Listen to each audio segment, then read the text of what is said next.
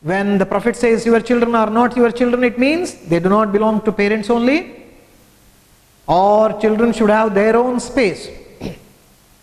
They too have a world, and they belong to that world. Parents should not be possessive of their children, but therefore parents should not be possessive of their children, thinking that our children are our children only. Then whose children are they? As it is told in the poem, our children, they belong to the life's longing. They are the sons and daughters of life's longing for itself. What is the meaning of life? Life's longing means it is a wish of a force stronger than ourselves. A very strong desire. Whose desire? Whose desire are our children? They are the desire of a force. Which force? A force stronger than ourselves. What do you call that force stronger than ourselves, which is responsible for the birth of our children? And that force, you may call it nature or God. Whatever you may call it, it is responsible for the existence of our children. Therefore, the Prophet says, they are the sons and daughters. They refers to the children. Children are the sons and daughters of life's longing for itself. Dear students, one more question to you. Does this expression life's longing contain any figure of speech? Think for a while again. Life's longing. Longing means a strong desire or a wish. And the answer for this question is, here the poet uses another figure of speech which is called personification. Personification means attributing human characteristics to non-human beings. Giving human characteristics to non-human beings. ಆಸೆಗಳು, ಬಯಕೆಗಳು, ಇವುಗಳೆಲ್ಲ ಮನುಷ್ಯನ ಗುಣಗಳು. ಈ ಗುಣಗಳನ್ನು ಇಲ್ಲಿ ಕವಿ ನೇಚರ್ಗೆ ಕೊಟ್ಟಿದ್ದಾನೆ ಅಂತ ನಾವು ಭಾವಿಸ್ಕೊಳ್ಳೋದಿದ್ರೆ,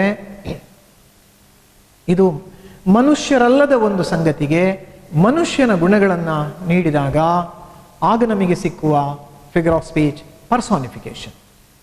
So here you have seen another poetic device used by Kahlil Gibran, the poet. The next line. They come through you but not from you. What does it mean? They come through you but not from you. Again, they refers to the children. The children come through us, come through the parents, but not from the parents. What does this mean? Let us take one example. Here the situation is like this. One can say like this. We have a master and we are the servants. Imagine like that. And the master has assigned a particular task to us. And we have accomplished that task after some time. After accomplishing that task, can we consider that task as us, or it is the task of the master? You might have accomplished that task wonderfully, but still you have no right to claim that it is your task which you have accomplished. Because the master has ordered you, the master has told you to complete that work. So, here also, the parent-children relationship is also like this. Children, they belong to God or nature, and God has chosen the parents to be the means to give birth to the children. Therefore, the parents can't claim that the children belong to them only. They have only a right to claim that they have the biological means. They are the biological means, but they are not from them. The children have not come from them, because children have independent personalities. Okay, we will continue. And though they are with you, yet they belong not to you, is the next line. The children, they live with us, but they don't belong to us, because already we have told you that the parents cannot be so possessive about their children to say that they belong to them. They may give their love but not your thoughts. You may give them your love but not your thoughts. Who does you refer to? You may give your love but not your thoughts. In this line, who does you refer to? Parents, no doubt. Dear students, have a look at this line. They come through you but not from you. Just now we discussed about this line, and we move on to the next line. You may give them your love but not your thoughts. Now the question is, why shouldn't we give our thoughts to children? If we can give our love to children, don't we have a right to give our thoughts also to children? Many of our parents are confused and they are in a dilemma, in a fix about this. One can give love, food, shelter, everything to their children, but the Prophet says, according to him, we are not supposed to give our thoughts to children. Why is it so? Is our question now. See, according to the Prophet, children are born with special gifts. No doubt they will come across many problems in their life, but they also know how to overcome such problems. They know how to find out the solutions to those problems. But we the parents, what we think that our children are so innocent, our children are so incapable of finding out the solutions to the problems they have to face.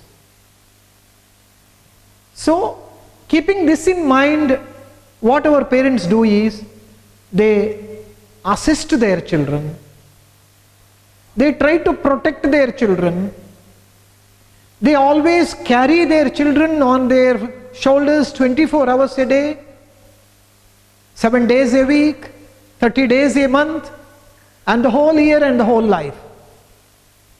They keep on carrying their children, hoping that the children are incapable of facing the challenges, which according to the Prophet is not right and also not advisable. By overprotecting our children, what the Prophet is of the opinion is that we are preventing them of growing themselves. The children one day or the other day have to grow themselves. They too have to become the individuals. They have to face the burden of their life, and also they have to lead their life successfully. If a child has to lead his or her life successfully, he must have or she must have the experience of facing these problems of his or her life.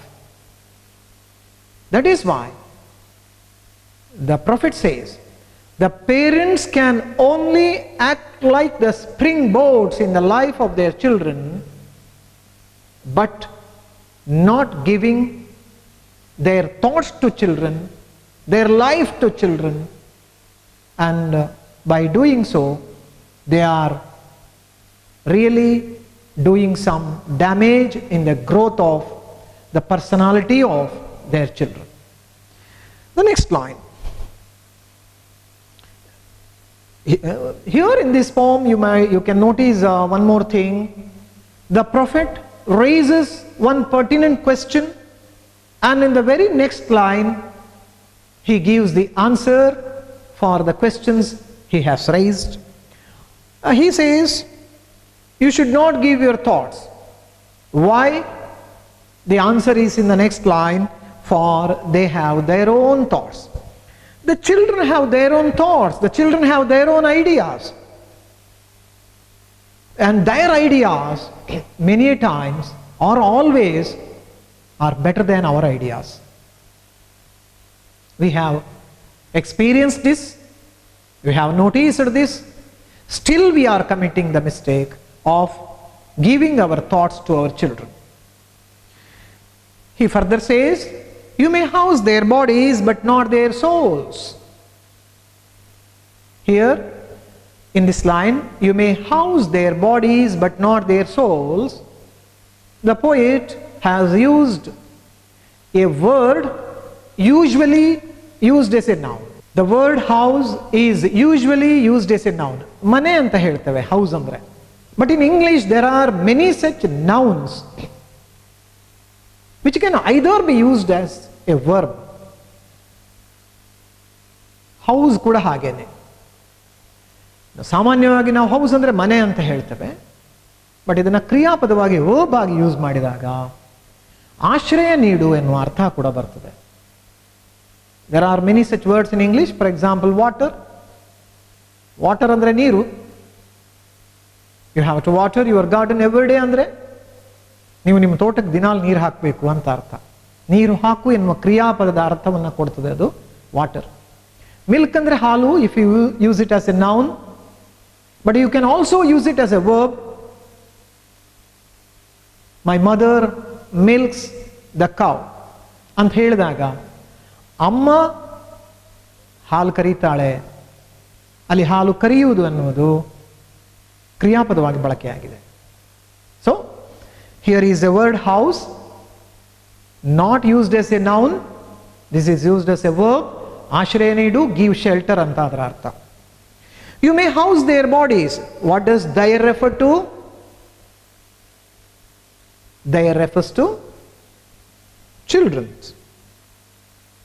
Children's. Makkala. Avara. Makkala. You may house their bodies but not their souls. Remember. What does soul mean? Soul is a part of a person that is not physical but contains his character, thoughts and feelings. It is a part of a person that is not physical. Parents shelter or give shelter only to the physical part of their children, which is nothing but their body. Parents give shelter to the bodies of their children in their houses, but not to their souls, means to their character, to their thoughts and feelings, especially the thoughts. We can't give shelter to the thoughts of our children. They have independent views or individual views and independent personalities. So to say, this is the right answer for that. Our children have individual views and independent personalities. We can't force our children to be influenced by another personality, of course we can advise them, we can show a particular personality, but we can't force our children to follow the personality whom we adore much. Or in another word, we can say like this: we can't try to force one particular mold on our children. I'm a doctor, or I'm an engineer, or I'm a teacher, I'm a businessman, I'm a scientist, and I have a particular idea for my child. I want my child also to be an engineer or a doctor or a scientist, which is not right, because all children have their own ideas. They have individual views and independent personalities. Help the child, assist the child to develop his own personality, to develop his own individual views, is the important message which you notice in this poem on children. Okay, children have their own time. Next line. For their souls dwell in the house of tomorrow, which you cannot visit, not even in your dreams, is the next line. For their souls dwell in the house of tomorrow. What does this mean? There refers to again children's souls dwell means live in the house of tomorrow. House of tomorrow means future, which means, again, there are three options. Dear students, look at these options and try to get the correct answer. Their souls dwell in the house of tomorrow means children belong to the future, option A. Children have a different vision of life, option B. Parents can't shape children's future, option C. Which is the correct option for this? Does it mean that children belong to the future when the poet says their souls dwell in the house of tomorrow? Or it means children have a different vision of life? Or parents can't shape children's future? Again, dear students, all the three options are correct here. They belong to the future, no doubt. We have seen the past, we live in the present.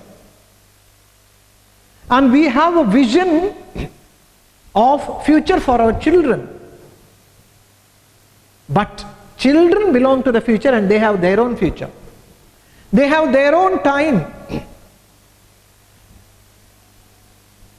which the parents can't shape. Parents have no job in shaping the children's future. Just provide them the opportunities, that's all. Forget about the rest. I have told you already that Kahlil Gibran is very much influenced by the Eastern philosophy or Eastern ideologies. Lord Krishna in Bhagavad Gita has said, Karmanye vadikaraste ma paleshu kadachana. You do your duty, don't expect the results, but do your duty properly. It is not right to expect one particular result which you have in your mind for the duties which you have done. Similarly, taking care of our children is our duty, but we have no right to claim the benefits of bringing up children.